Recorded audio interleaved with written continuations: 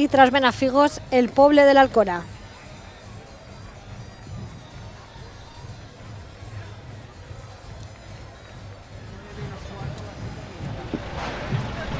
Poble de l'Alcora que ve amb les seues dames, la seua reina, a peu desfilant amb la seua cort, i el grup de danses amb rondalla.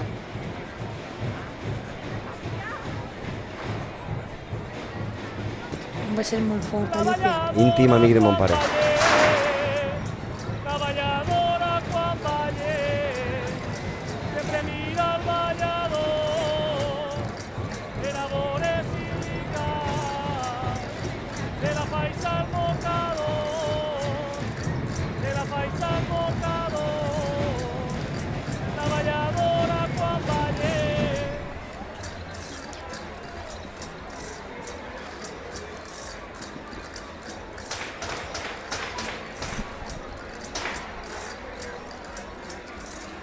Bueno, en aquest grup pareix que n'hi ha que més xics, per lo menos 3 estem veient.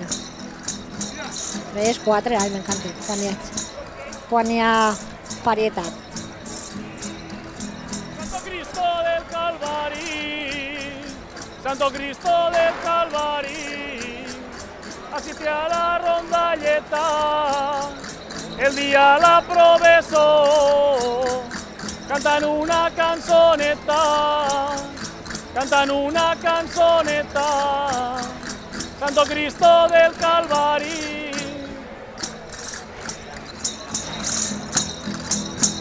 Jo crec que Castelló aquest cap de setmana és l'enveja de tota Espanya i el nostre problema és transmetre-ho, saber transmetre-ho, poder transmetre-ho i sobretot fer arribar a Espanya que Castelló avui és la capital nacional de la festa.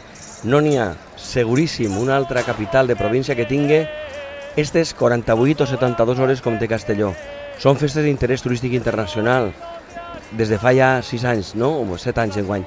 Però, sobretot, són festes populars, festes de carrer, festes per a tot el poble, festes gratuïtes. I, sobretot, Lledó, tu saps el que és poder avui, alçat a les 8, a les 9, a les 10 del matí, i sense parar 24, 48 i 72 hores tindre festa al carrer, sense parar. El primer cap de setmana és brutal, així en Castelló, molta festa al carrer, i el que diem abans, en cada racó de la nostra ciutat. N'hi ha festa, n'hi ha música, i per a totes les edats també.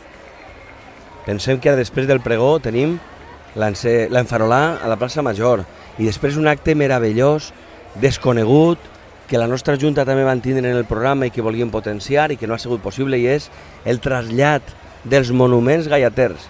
Sobretot, senyors, l'únic icono diferenciador